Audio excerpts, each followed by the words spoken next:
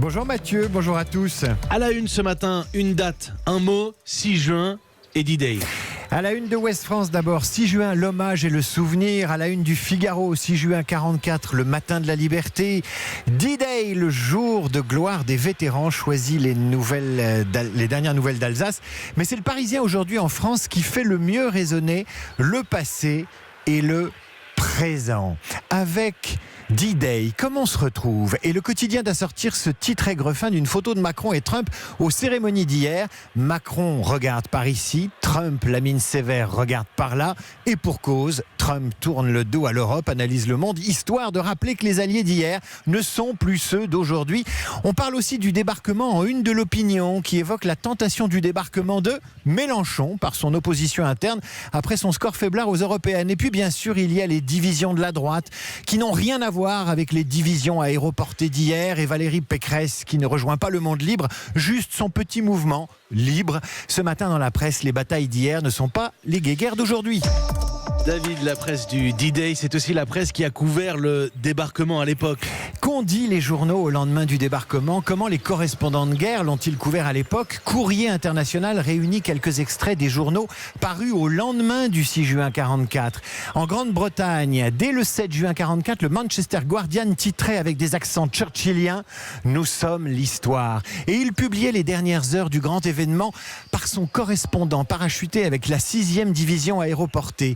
Vu d'Union soviétique, le quotidien Komsomolskaya Pravda, l'engagement en Europe est lancé, alors que dans ses colonnes, un général soviétique prend soin de préciser que le débarquement allié est un second front. Le second, après le front de l'Est évidemment. Vu des États-Unis, c'est évidemment l'enthousiasme. C'est un vrai miracle que nous ayons réussi, écrit Ernie Pyle d'Associated Press. Un déluge de feu, des pièges pour les bateaux, des araignées de mer sur la plage, des milliers de soldats américains cloués au sol qui progressent mètre par mètre.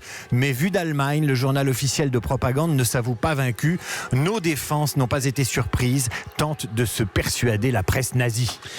Et enfin le Figaro qui nous raconte, David, l'histoire d'un château normand transformé en salle de presse. La scène se passe en Normandie, au château de Vouilly, à quelques kilomètres de la plage d'Omaha Beach. On frappe à la porte, un matin de juin 44, la châtelaine va ouvrir. Un officier américain, l'opération Overlord se profile, annonce le militaire à Alexandrine, médusée. Et c'est ici, chez elle, que s'installent les correspondants de guerre. C'est au château de Vouilly qu'ils établiront leur salle de presse. Ils seront 150 et parmi eux, les plumes illustres. Ernest Hemingway, Robert Capa et Ernie Pyle, encore lui.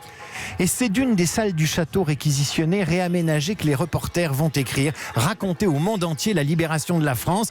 Ils n'ont pas le droit de dire d'où ils écrivent. Chaque article commencera par « de quelque part en France ». Et contigu à cette salle de presse, un petit vestibule. C'est là que les officiers relisent les papiers des journalistes. C'est le bureau de la censure, une nécessité stratégique mais également politique, parce qu'il faut maîtriser l'image de la guerre auprès du grand public.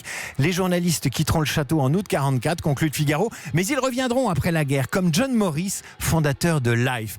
Alors, 75 ans après, Laurent Geoffrin, passionné d'histoire et directeur de Libération, explique le rôle de l'information dans la vision de ce 6 juin 44. Car à chaque époque, le politique, en fonction du contexte et de ses intérêts, tente de tirer la couverture à lui. Les Américains vont s'auto-célébrer au sortir de la guerre. On reconnaîtra ensuite le rôle décisif des Anglais, puis celui de la résistance française. Mitterrand fera, lui, du débarquement et de la commémoration l'occasion de célébrer la coopération internationale. Chirac, celle d'intégrer l'Allemagne aux commémorations. On finira par y convier les Russes et c'est justice. Aujourd'hui, conclut Laurent Geoffrin, les gouvernements américains et anglais ont en fait tourné le dos au principe de coopération hérité de l'après-guerre. Derrière les hommages à l'héroïsme des soldats du 6 juin se profile la pure et simple trahison de leurs idéaux.